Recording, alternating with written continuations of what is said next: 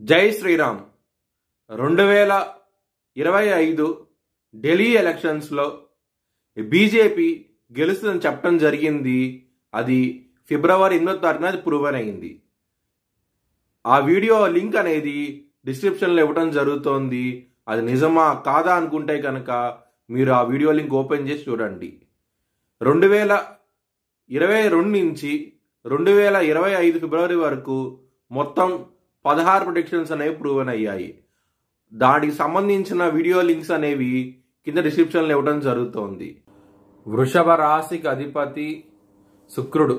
వృషభ రాశిలో మృగశిర 1-2 పాదాలు, రోహిణి 4 పాదాలు, కృత్తిక 2, 3, 4 పాదాలు ఉంటాయి.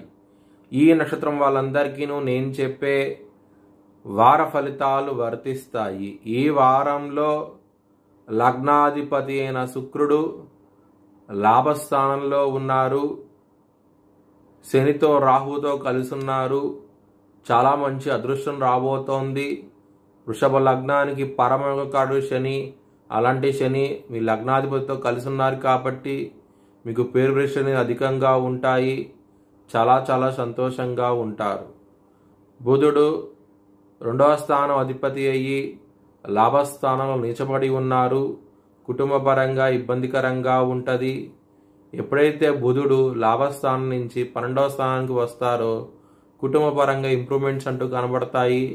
దూరమైన బంధుమిత్రులు మళ్ళీ కలిసే అవకాశం ఎక్కువగా ఉన్నది. బుధుడు ఎప్పుడైతే మేషరాశికి వస్తారో చాలా చాలా సంతోషంగా ఉంటారు. లవర్స్కి మాత్రం ఇబ్బందికరంగా ఉంటుంది. కొంచెం జాగ్రత్తగా ఉండండి. విష్ణు సహస్రం పారాయణం చేయండి. మంచి ఫలితాలంటూ ఉంటాయి. సప్తమాధిపతి నీచబడి ఉన్నాడు. బలం తక్కువగా ఉన్నాడు. మ్యారేజ్ పరంగా ఇబ్బందులు ఉంటాయి. కొంచెం జాగ్రత్తగా ఉండండి. శని భగవానుడు మీకు లాభస్థానంలో ఉన్నారు కాబట్టి భూముల మీద ఇన్వెస్ట్మెంట్ చేయండి. చాలా చాలా మంచి ఫలితాలంటూ ఉంటాయి. ఎవరైనా సరే విదేశాలకు వెళ్ళాలనుకుంటే కనుక 7వ తారీఖు తర్వాత ట్రై చేస్తే కనుక సక్సెస్ అయ్యే అవకాశాలు ఎక్కువగా ఉన్నాయి.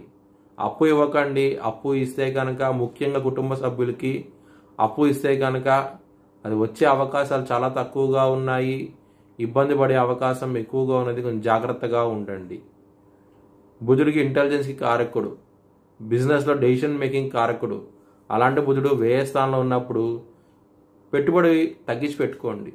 ఇబ్బంది పడే అవకాశం ఎక్కువగా ఉన్నది. మీ భవిష్యత్ వివరాల కోసమై HLN జ్యోతిష్యాలను సంప్రదించండి.